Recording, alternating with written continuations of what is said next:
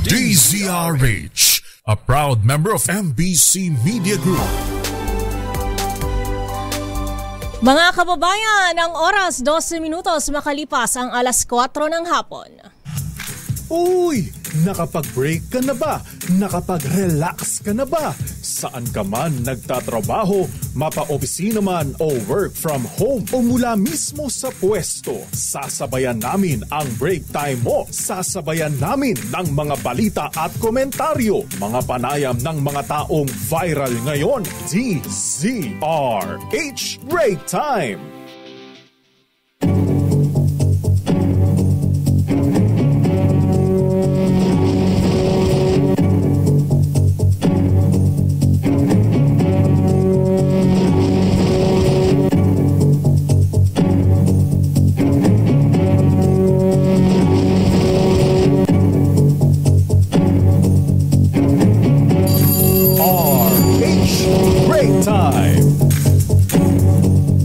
Magandang hapon ho, Luzon, Visayas, Mindanao sa ating pong programang Break Time. Sa ngalan po nila kay Mayor Deo Macalma. Yan po mga lingkod, mga kaibigan, sina Ray Simayan, Thea Petro Corpus. para sa DZRH, una sa Pilipinas. Una sa Pilipino. RH Break Time! Sa ating pong headlines, Meralco, mayroon daw pong katiting na bawas singil sa kuryente ngayong Hunyo. Legislated wage hike, binaril ng economic managers, inflation posible umanong tumaas. RH Break Time! Senado ay nakusahan ng Kamara na lumabag sa saligang batas. Pag-remand sa impeachment complaint laban kay VP Sara tinanggihan. Vice President Sara Duterte tinaninga ng Senado ng 10 araw para sagutin ang 7 articles of impeachment. RH Hirit ni dating Pangulong Rodrigo Duterte na ma-disqualify ang 2 judge ng International Criminal Court ibinasura. State of calamity idineklara sa Eastern Visayas dahil sa San Juanico Bridge rehabilitation. RH Break Sakit na Mpox na natiling global health emergency ayon po yan sa World Health Organization. Away mag-asawa na uwi sa trahedya. Ama, Naku. pinagtataga ang pamilya, 2 patay, 1 ang sugatan sa Leyte. RH Break MRT-7 project, 70% kompleto na raw. Partial operation, target sa unang bahagi ng 2027 ayon sa DOTR.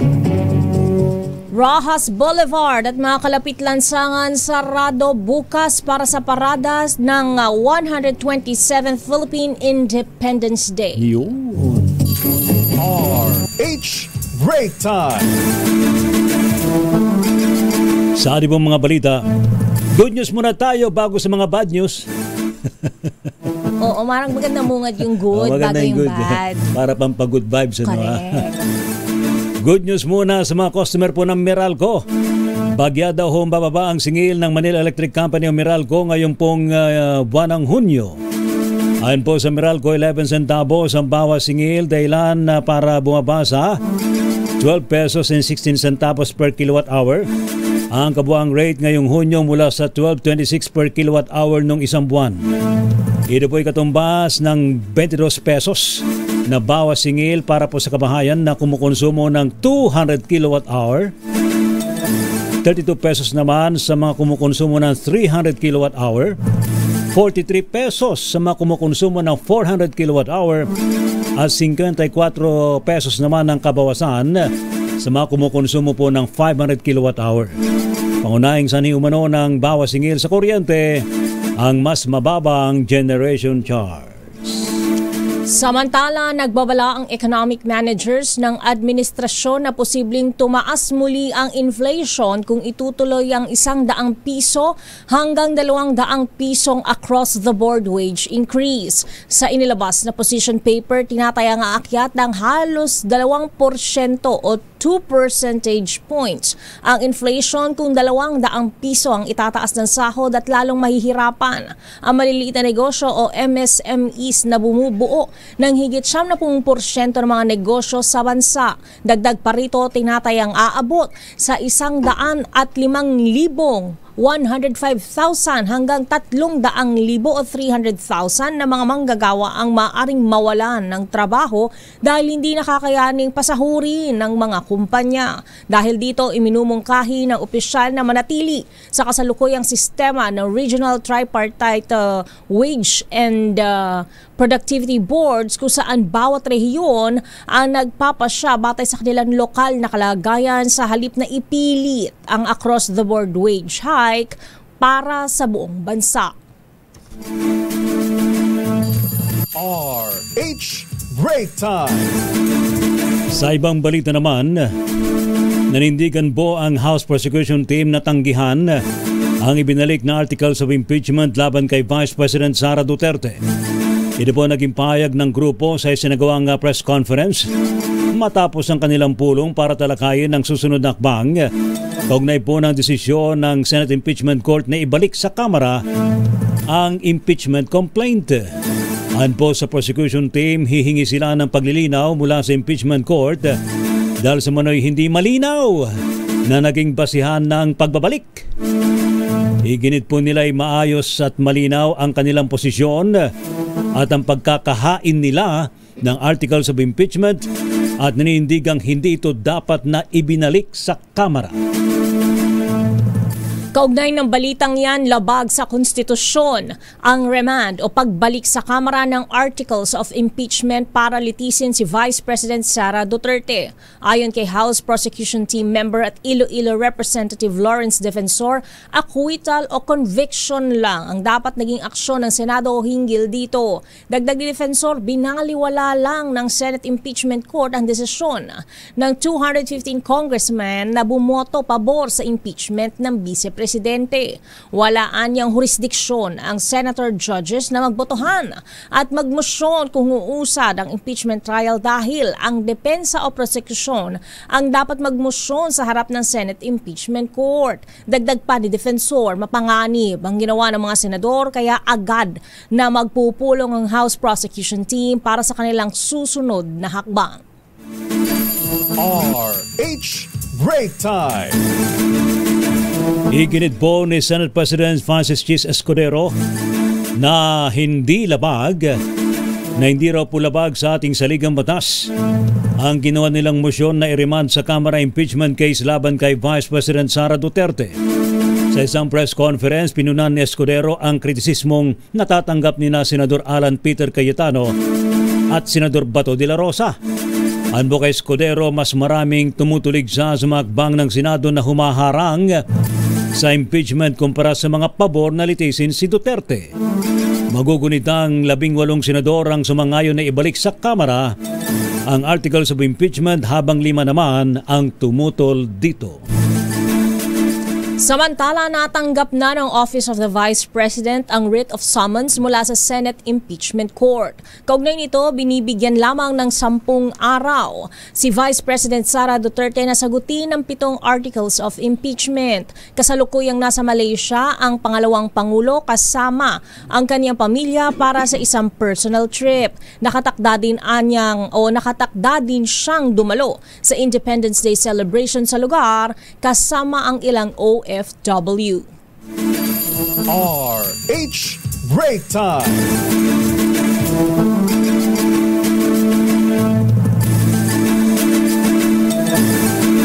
Samantala naman, isinagawa po ngayong hapon ay ikalawang araw ng kilos protesta sa panguna po ng Akbayan Party para ipanawagan ng agarang paglilitis kay Vice President Sara Duterte. Tinawag na akbayan na karuwagan at kahihiyan ang umano'y desisyon ng Senado na ibalik ang impeachment complaint laban kay VP Sara dyan po sa Kamara de Representantes. Naniniwala po si Akbayan President Rafaela David na dapat tanggihan ng Kamara ang ginawang pagrimand ng Senado dahil wala naman ito sa saligang batas. Para po kay David, meron daw political calculations umano si Senate President Chis Escudero para ibala mo i-delay ang paglilitis. Well, hindi natin alam. May mga political calculation siguro siya at tinitingnan paano na ang susunod na kongreso. Makukuha niya pa kaya ang Senate presidency? Pero kung ang taong bayan ay binigo niya at ang constitutional duty ay hindi niya ginawa, nako, he doesn't deserve that seat. And klaro na hopefully the Senate decides to uphold their duty and elect a Senate president that ensures na ang Senado natin sumusunod sa kanilang obligasyon. Binanatan din ni David ang pagbabakasyon ni Vice President Sara Duterte sa Malaysia habang meron siyang kinakaharap na impeachment complaint. Hindi ginagawa yung trabaho niya, tapos ayaw pang harapin yung mga aligasyon sa kanya. At ang ginagawa niya habang malayo siya, yung mga alipores niya dito sa Senado, ang parang bias na bias, dapat niya, senator judge sila, diba? At dapat fair ang kanilang conduct para sa paglitis sa kay VP Sara. Pero ang nangyayari, instead of impartial judges, nagiging parang mga biased na protectors at defenders sila habang yung kanilang VP Sara ay nasa ibang bansa pala. Muli si Akbayan Party President Rafaela David. Iginiit ni Senate President Cheese Escudero na obligadong sumunod ang Kamara sa mga kautusan ng Senado bilang impeachment court kaugnay ng impeachment complaint laban kay Vice President Sara Duterte. Pahayag ito ni Escudero matapos niyang padalhan ng opisyal na liham si House Speaker Martin Romualdez na nagsasaad ng desisyon ng Senado na dapat i-certify ng Kamara na hindi lumalabag sa 1-year ban ng impeachment complaint. Ayon kay Escudero, sa usapin ng impeachment trial ay hindi pantay ang kapangyarihan ng Senado at Kamara dahil ang Senado ang siyang may kapangyarihang maglitis. Narito si Senate President Cheese Escudero. Hindi kami magkapantay pagdating sa bagay na ito. Hindi ito House at Senate kung saan co-equal ang mga ahensyang yan. Sa parte ng impeachment, korte ang Senado, prosecutor ang Kamara. Wala sa lugar para sa akin ang Kamara na hindi sumunod sa ipinag-uutos ng impeachment court. Hindi ito parang BICAM na kailangan namin mag-agree. Ito'y kautusan galing sa impeachment court na nakatuon sa prosecutor na isa lamang partido sa kaso. Samantala, natanggap na ngayong umaga ng opisina ni Speaker Romualdez ang liham mula kay Escudero. RH Break Time. Samantala naman, unprecedented at hindi pa kailanman nangyari sa kasaysayan ang pagbabalik ng impeachment case diyan po sa Kamara. Ito pong pahayag naman ni Attorney Romy Macalintal, kilalang election lawyer at legal expert, sa naging desisyon ng Senado na ibalik sa Kongreso ang articles of impeachment. Para po kay Attorney Macalintal, abandonment of the Filipino people ang ginawang desisyon ng mga senador.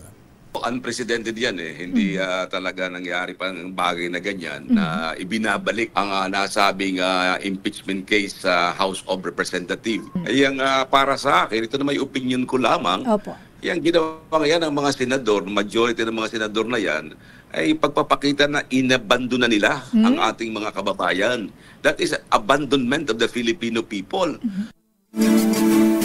Paliwanag pa ni Attorney Mac, wala daw pong tungkulin ng mga senador na i-remand, i-question kung maaaring itawid sa susunod na Kongreso o hindi ang impeachment at walang kapangyarihan daw pong Senado na magtanong sa Kongreso kung itutuloy at kung walang violation ng saligang batas ang impeachment. Anyahayaan daw po ng mga senador na sumagot at depensahan ni VP Sara Duterte ang kanyang sarili at hindi dapat nagmumukhang nag-aabogado ang mga senador sa vice-presidente. Hindi sila ang gagawa ng ganyang mga moves. Bayaan nila si Sara, si Vice President, na sumagot.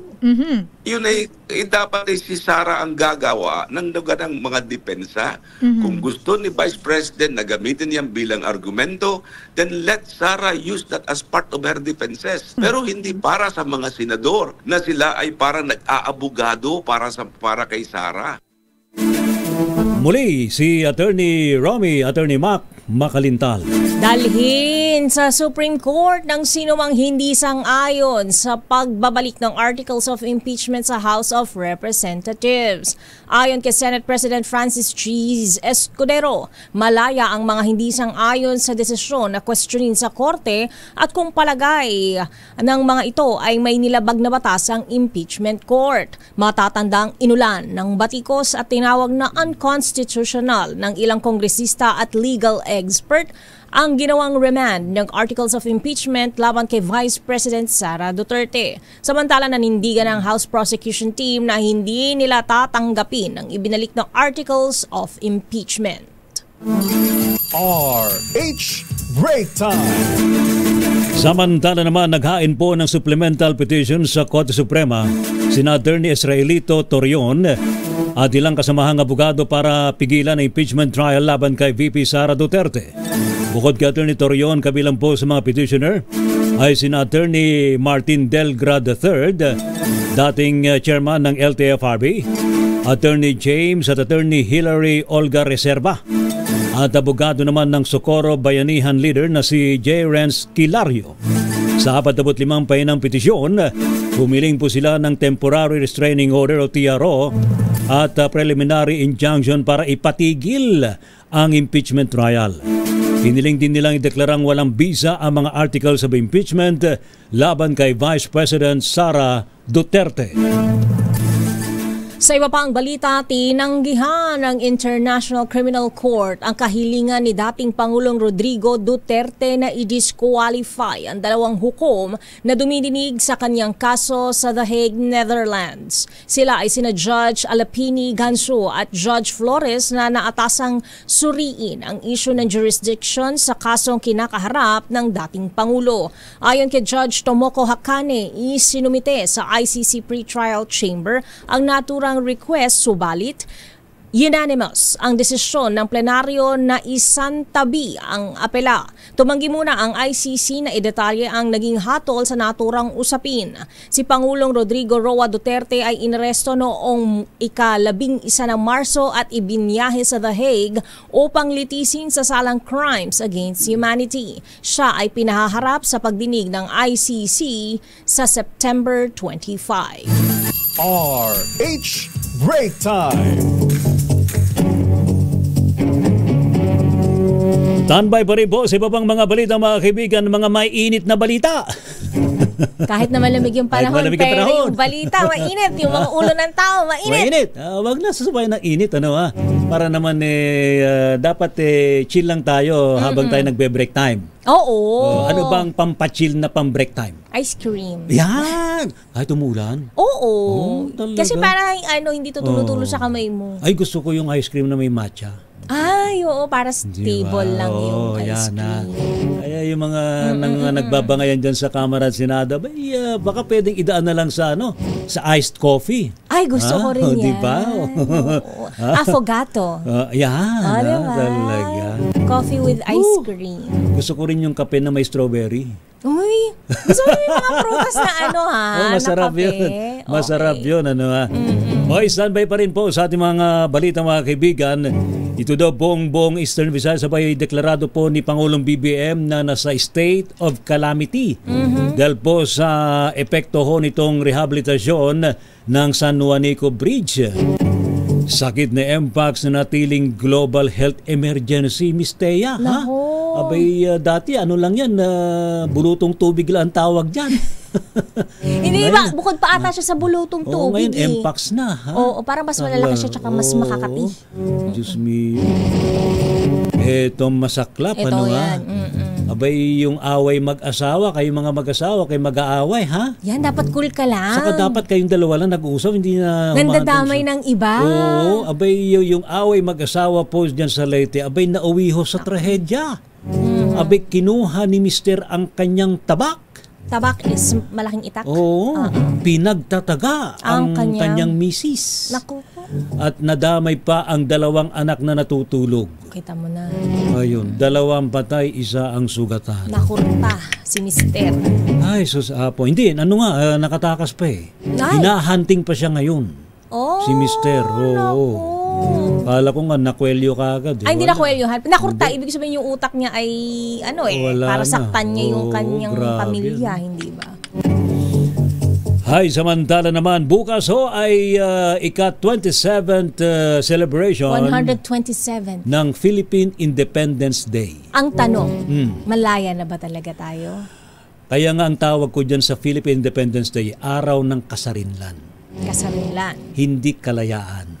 Oh. Dahil yun ang mas appropriate na tawag dyan. Araw ng kasarinlan. Tama. Kasi sarili na, we're on our own. Yes. On my own. Pero hindi pa tayo malaya sa mga kalokohan ng iba. Ay, hindi pa rin tayo malaya sa korupsyon. Hindi pa rin tayo malaya sa mga utang na loob. Di ba? Korupsyon, politika, bangayan. Personalan. Pero bukas may parada ho dyan dito sa May Ross Boulevard. Kaya yung mga karating mga lansangan po rito ay sarado bukas sa mga motorista. Oo. Maglalakad tayo. Lakad, para exercise. O kaya magbike. Yan Magandang yan, pa-epektos bukas yan pag lalakad tapos may umuulan-ulan. Sana wag naman umulan. Yun nga sabi ko, lalakad tayo tapos umuulan-ulan. Sabi ko, pag magbabike ako dyan bukas, magpapaulan na lang ako.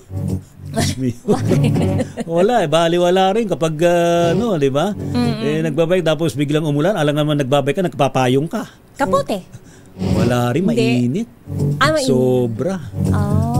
Ay, yung ano ba tawag dito, yung windbreaker na pwedeng, wetsuit, ganyan, something like that. Klaseng dating, windbreaker na pwedeng mabasa.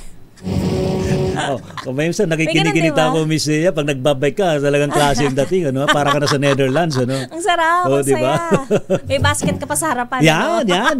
Tapos may ribbon pa yung basket. Correct.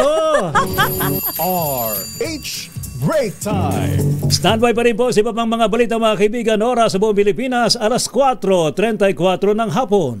Ang oras na Pampa good vibes muna, Miss Thea. Muli, magandang hapon po Luzon, Visayas, Mindanao. Anyo pa rin po mga lingkod, sina Ray Sibayan. Thea Petro Corpuz. Sa ngalan pa rin po nila kay Mayor Deo Macalma.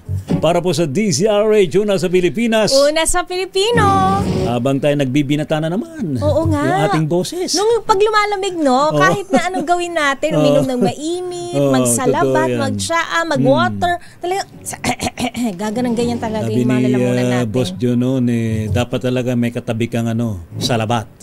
Yan. The best pa rin daw ang salabat. Oo, salabat.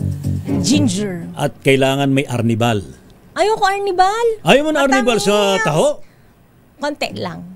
Just very, very little. Pero, ito, gusto ko to. Gusto mo yan. Dahil sige. gusto niya rin tayo malaman. Gusto rin niya tayo.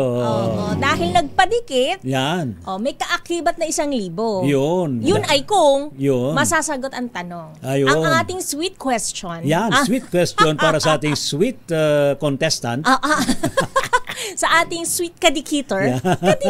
Ayan. Na si Kuya Ricardo Arnibal. Yun. Wow, ang ganda naman ng apelyido, Arnibal. Taga saan ang mga Arnibal, Kuya Ricardo? Anong probinsya ho ba kayo? Saan ho ba kayo, Sir Ricardo Arnibal? Sir Ricardo, magandang hapon po sa inyo. Magandang hapon po. Dito po na probinsya ko sa Manila. Manila. Rizal. Sa Rizal. Montalban, Rizal po. Wala ko ba ako po probinsya, Rizal po, Montalban, Rizal. Walang ibang probinsya. Talagang ang lahing... Pure Tagalog. Ano na?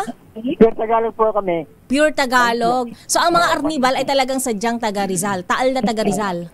Galing. Galing. Ang ganda ng pangalan, Arnibal. Arnibal ng Rizal. Dapat pala gumagawa kayo ng taho. Kasi apelido pa lang matamis na. O diba?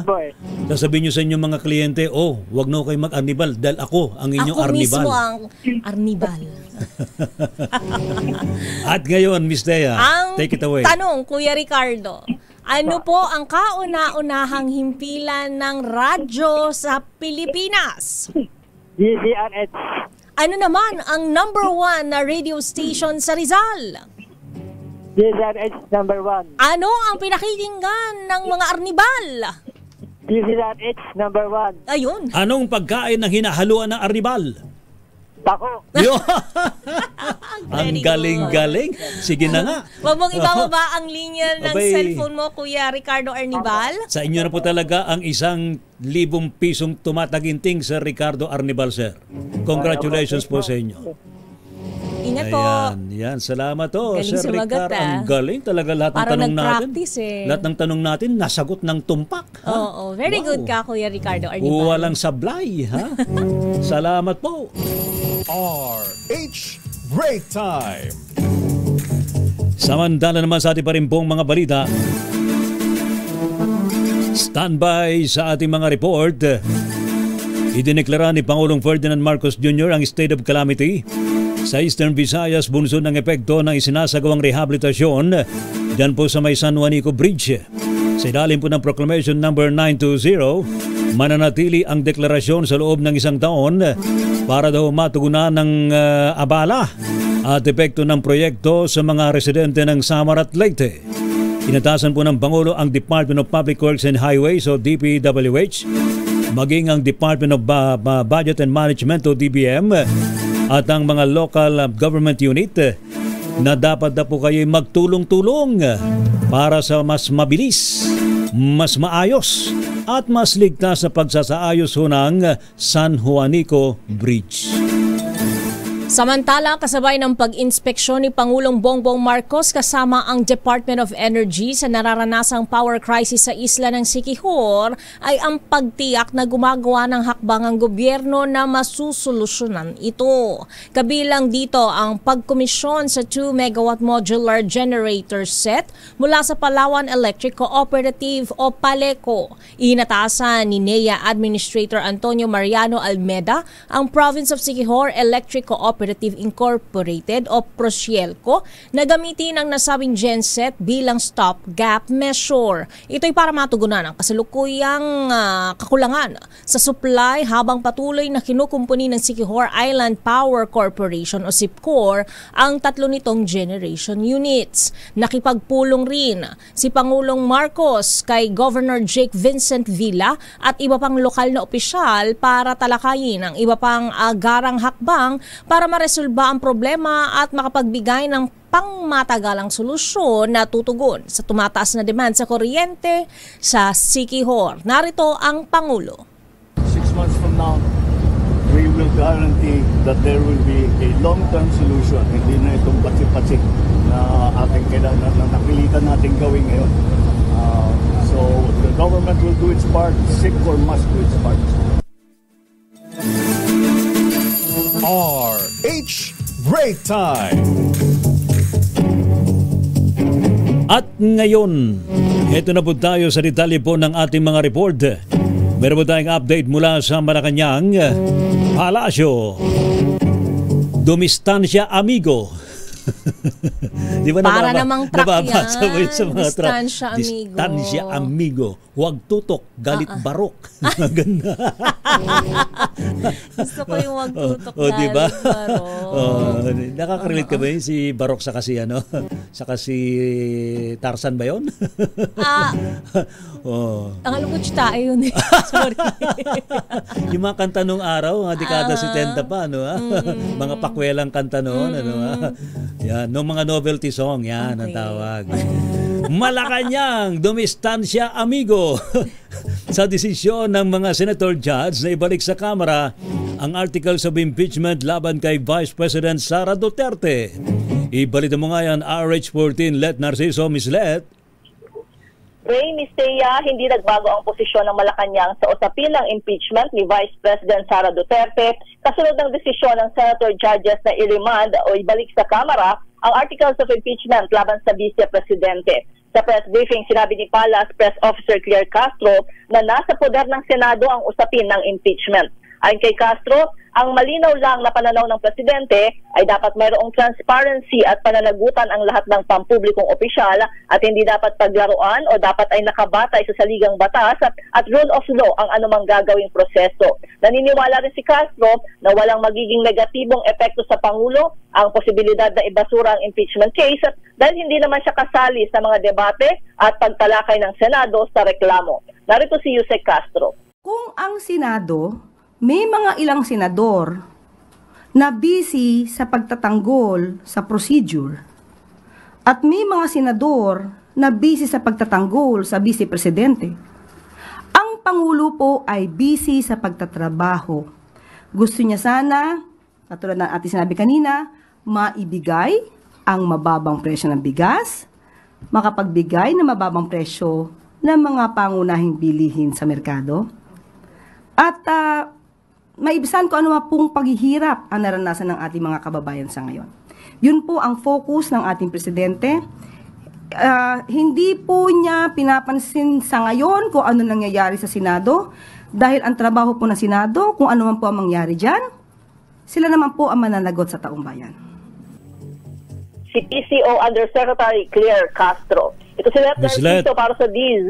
Yes, Ray? Kumusta bukas? Anong activities ni President BBM? Pangunahan ni Pangulong Marcos ang mga aktibidad bukas kaugnay ng Independence Day. Ayun. So may parada, no? Dadalo siya sa parada mismo. Mag-attend ba siya? Inaasahan nating dadalo. So, abangan natin bukas. Ano yan? Rain or shine? Oo. Kadalasan, di ba ang Pangulo nandyan nagpapasinaya sa Luneta area? Yes, kadalasan. Salamat, Miss Let. Balik sa inyo, Ray at Miss Thea. Thank you, RH14 Let Narciso. Samantala, jurisdiction sa impeachment case hawak pa rin ng Senado ayon yan kay Senate President Cheese Escudero. Idatali mo ang balitang yan, RH28 Raymond Paas. Raymond. Mr. Ray, nananatiling nasa jurisdiction pa rin ng Senado bilang impeachment court ang impeachment case laban kay Vice President Sara Duterte. Ayon kay Senate President Francis C. Escudero, hindi nawala ang otoridad ng Senado sa impeachment case kahit na may motion ng mga itong inaprobahan na i-remand o ibalik sa Kamara de Representantes ang impeachment complaint laban sa pangalawang Pangulo. Paliwanag ni Escudero, malinaw sa motion ni Senador Alan Cayetano na hindi pinadidismiss ang impeachment complaint. Sa katunayan ay ipinagutos ng impeachment court ang paglalabas ng summon laban kay VP Sara. At ito lamang ang maaari nilang gawin dahil magtatapos ng sesyon ng 19th Congress. Hihintayin nila na mag-comply si VP Sara na kailangan magsumiti ng sagot sa loob ng 10 araw at ang prosecution na sasagot naman sa loob ng 5 araw. Narito si Senate President Cheese Escudero. Walang nagsabing na wala ng jurisdiction. Pakibasa po yung motion ni Alan. Pakibasa po yung, siguro hindi lang panawagan ko dun sa 5 kasamahan naming dakdak pa rin ang dakdak sa dismissal. Nakalagay doon, without dismissing, without terminating. So, the impeachment court retains its jurisdiction, to my mind. That's why we issued summons. How can we issue summons if we do not have jurisdiction? And remember, the order issuing summons came after the vote. I think this is quite clear, even to young lawyers or young law students. Bahagi ng pahayag ni Senate President Cheese Escudero kasabay ng isang kilos protesta na isinasagawa sa labas ng gate ng Senado. Kanina din ay naaprobahan na sa Commission on Appointment ang appointment nila Secretary Jose Ramon Aliling ng Department of Human Settlements and Urban Development o DSUD, Secretary Maria Teresa Lazaro ng Department of Foreign Affairs, 59 na ambassadors and foreign service officers ng DFA at 118, 118 mga generals, flag officers and senior officers ng Armed Forces of the Philippines. Lakay. Yes. Ibabalik daw niya sa Senado. Ano sabi ng mga senador? Oo nga, defer daw. Hindi raw nila tatanggapin sa Kamara. We cannot, sabi nila. We do not. Kanila yon, pero ano? Ang klaro, magsasara na ang pinto mamaya. Magsasara na ang pinto. Oo nga, no? Last session na ngayon, di ba? Session day, no? Ngayong araw na to? So wow. Last day ng session ngayon. So sayang naman yung mga robe. Magagamit pa ba yun? Magkano ba isang robe? Oo. Ang dami natin ginagastos sa mga ganyang bagay. Nalaman ba natin magkano isang pinagawang robe? Hindi ko na maalala kung magkano. Hindi na binanggit. Mahal yun kasi magandang klase. Magandang tela nun eh. Oo, mabigat. Parang napaka-smooth nung yung tela. Ano ipapa-auction? Sa mga malalamig na lugar. Kaya nga. Diba? Bagay na bagay. Dahil sabi kahapon, mainit daw pala talaga yun, yung ganong klase. Parang nakaparka ka, no? Wala. At least naman, nagamit ng isang araw. Raymond, sayang na naman yung kaban ng bayan kapag isang araw lang nagamit. Hindi man lang pinawisan. Talaga naman, no. Ayun, yun yung mangyayari dito. Kaya, mangyayari dyan, kung ganyan, parang may stalemate. Ang SISTI kasi, ang pag-usap namin dito wala. Kahit hanggang ngayon may petition naman kasi sa Supreme Court, hindi pa kumikilos yung Supreme Court. So wala. Walang mangyari. So ang malinaw, dead end na itong pangyayaring yan at hintayin natin na gumulong ang panahon at papasok yung susunod na Kongreso o yung 20th Congress pagdating sa buwan ng Hulyo. So nanindigan sila na archive pa rin, considered as archive. Bahala na yung susunod na Kongreso kung kakalkalin o hindi na. Ganun ba yun? Yun na nga. Tiyak na lilikha ito ng, di ba sabi nga ng mga constitutional experts, tiyak nalilikha ng kontrobersiya at pwedeng madala sa korte. At sabi naman ni Senate President Jesus Escudero, welcome ito sa kanila dahil wala silang magagawa, hindi naman niya pwedeng pigilan yung kanyang mga kasamahan na buti nga hindi na iporsige yung motion to dismiss na gusto ni Senator Bato de la Rosa, pero dahil inamend ito ni Senator Alan Cayetano kaya't naging motion to remand na lamang o return yung nangyari at hindi motion to dismiss. Return to sender. RTS. Oo, return to sender. Tapos nung sinole, ayoko rin tanggapin. Return to sender din. Salamat kay Raymond. Thank you. Mula dito sa last day ngayon ng sesyon, ito'y mangyayari yung valedictory address ng mga graduating senators na kadalawang termino. Itong sila Senador Nancy Binay, Senador Grace Poe, Senador Cynthia Villar at Senador Coco Pimentel. 4 lang pala silang graduating students. 4 yung graduating, may 2 na hindi pinalad ng 2025 election, sina Senador Bong Revilla at si Senador Francis Tolentino. Pararangalan sila ngayong gabi dito sa huling araw ng sesyon ng 19th Congress.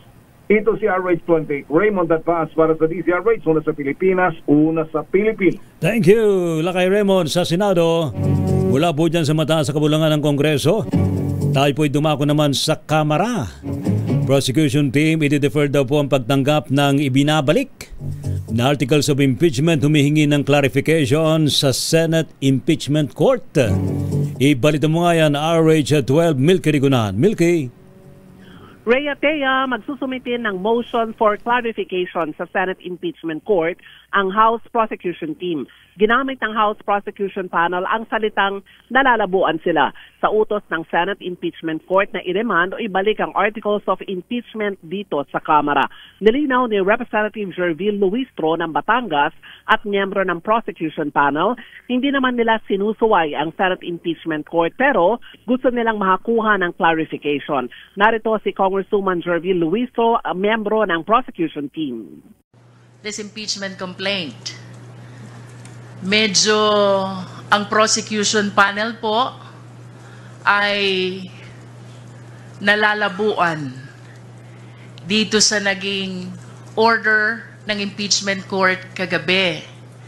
So we resolve to seek the clarification of the impeachment court. With respect to the first order about the certification pertaining to our compliance with the Constitution in filing the impeachment complaint, we maintain our position. Sumunod po kami fully and strictly to the requirements of the Constitution. Sa usapin naman kung sasaklolo ang prosecution panel sa Korte Suprema, sinabi ni Luistro na maaga pa para ito ay kanilang ikonsidera. Bukod kay Luistro, kasama sa mga dumalo sa press con ay sina Congressman Joel Chua, Bel Zamora, Marcelino Libanan, Romeo Acop, Jill Bongalon, Rog Gutierrez at Jonathan Kit Flores. Hindi naman nakadalo si Iloilo Representative Lawrence Defensor. Ako si Milky Rigunan, nagulat para sa DZRH, Una sa Pilipinas, una sa Pilipino. Maraming salamat, Manang Milky. Samantala, pasilidad ng BJMP nakahanda na sakaling ililipat sa kanilang kustudiya si dating Congressman Arnie Teves mula sa NBI. Idetalyo ang balitang yan, RH27 Noche Kakas Noche. Miss Tayata, kay Rhea, nakahanda na ang Bureau of Jail Management and Penology o BJMP ang kanilang pasilidad sakaling ililipat na sa kanilang kustodiya si ex-Congressman Arnold Arnie Teves. Ayon kay BJMP spokesperson Jeric Bustudera, ikokustodi si Teves sa kanilang pasilidad sa Metro Manila District Jail Annex 2 sa loob ng Camp Bagong Diwa sa Bikutan, lungsod ng Taguig. Ayon pa kay Bustudera, same protocol pa rin tulad ng regular na PDL, dadaan si Teves sa medical quarantine. Pagkatapos daw ng assessment sa health condition nito, bibigyan siya ng medical kit at uniforme na t-shirt na kulay dilaw bago ipasok at ihalo sa ibang PDL. Inamin ni Bustudera na ang Metro Manila District Jail Annex 2 ay 33% congested. Una nang inutos ng Manila Regional Trial Court ang paglilipat kay Teves sa kamay ng BJMP kung saan nakadetain ngayon si Teves sa NBI Detention Facility sa NBP Building 14 sa lungsod ng Muntinlupa. Samantala, Ms. Thea at Lakay Ray, buhay na buhay pa rin ang damdamin itong rallyesta na pro-impeachment dito sa nagpapatuloy na programa sa labas ng Senate Building dito sa lungsod ng Pasay. Binarahan na nila itong ng truck ang entrada ng Senado. Parado na rin sa motorista ang Jokno Boulevard. Nakabantay pa rin ang Southern Police District. Dumating na rin na dito si SPD Director Brigadier General Joseph Arguelles para sa seguridad. Ayon kay Arguelles, more or less nasa 1,000 na lang ang kanilang crowd estimate mula sa iba't ibang grupo na sumusuporta dito sa pahayag na pro-impeachment. Aris sa 27, Notikakas DCRH, una sa Pilipinas, una sa Pilipino. Thank you, Noche. RH Break Time. Pilipinas ang oras, alas 5 ng hapon. RH Break Time. Sa ating pa rin po mga balita, sugatan ng isang college student matapos mabagsakan ng malaking tipak ng semento. Mula sa Skyway ang minamaneho niyang SUV sa bahagi ng Barangay Tambo, Parañaque City. Nagawa pang may sugod nga po sa ospital at kasalukuyang nagpapagamot ng estudyanteng driver matapos magtamo ng magtamo ng sugat sa ulo dahil naman sa nangyaring insidente. Pawinasaan ng lalaking driver mula sa eskwelahan nang mangyari ang naturang aksidente. Trahedya ang sinapit ng isang pamilya sa Albuera, Leyte matapos pagtatagain ng ama ang kanyang live-in partner at dalawang anak na natutulog. Dead on arrival sa ospital ang 7 taong gulang na bata habang binawian ng buhay habang ginagamot ang 4 taong gulang nitong kapatid. Sugatan naman at nasa kritikal na kondisyon ang kanilang 39 anyos na ina na si alias Rosa. Ayon sa inisyal na investigasyon ng pulisya, nagkaroon ng mainitang pagtatalo si Rosa at ang suspect na si alias Dilor na nauwi sa karumal-dumal na krimen.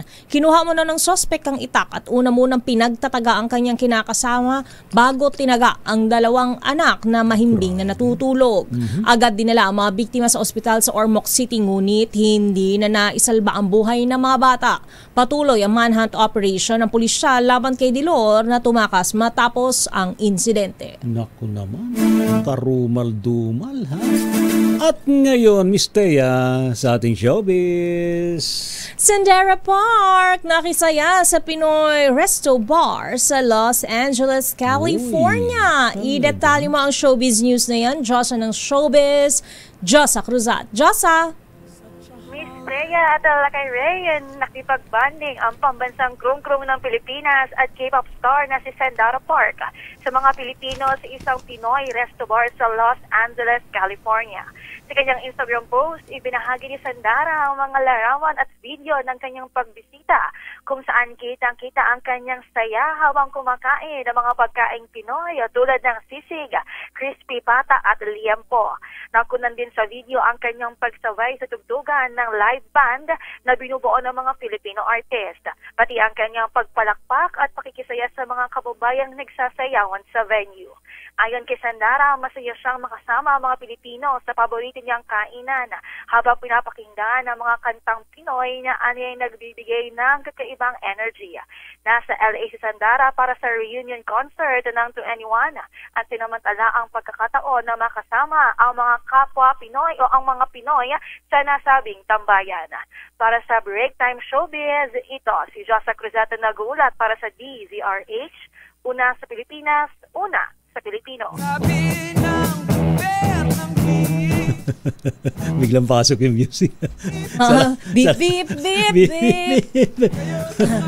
Dahil ba sa sasabihin ko lang na may mga saradong kalsada bukas pa itong Rizal Park sa Maynila.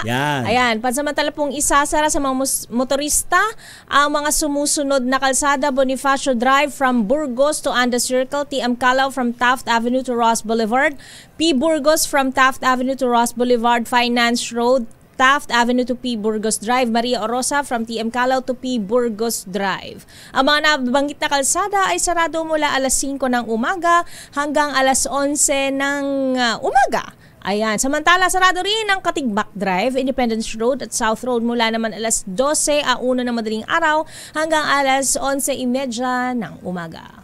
Sabi ni Sir Els, tumbigat ka no, ka aldaw ti pinagsinaan. Aldaw ti pinagsinaan. Araw ng mga iniwan.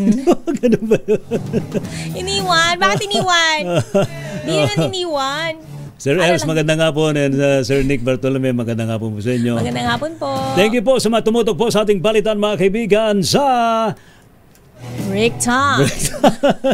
Ano, mabanggit ko na programa. Oo, dahil mo kasi programa for the day. Hanggang mamaya pa. Anyo pa rin po mga lingkod, mga kaibigan, sina Ray Simayan. Fea Petro Corpus. Para po sa DZRH, una sa Pilipinas. Una sa Pilipino. Pilipinas ang oras, 9 minutes, makalipas ang alas 5 ng hapon. Susunod na, balansyado pagbabalita hatid sa atin ni Ka Henry Uri at Miss Kay, Karen Oyong. Ang oras ay hatid sa inyo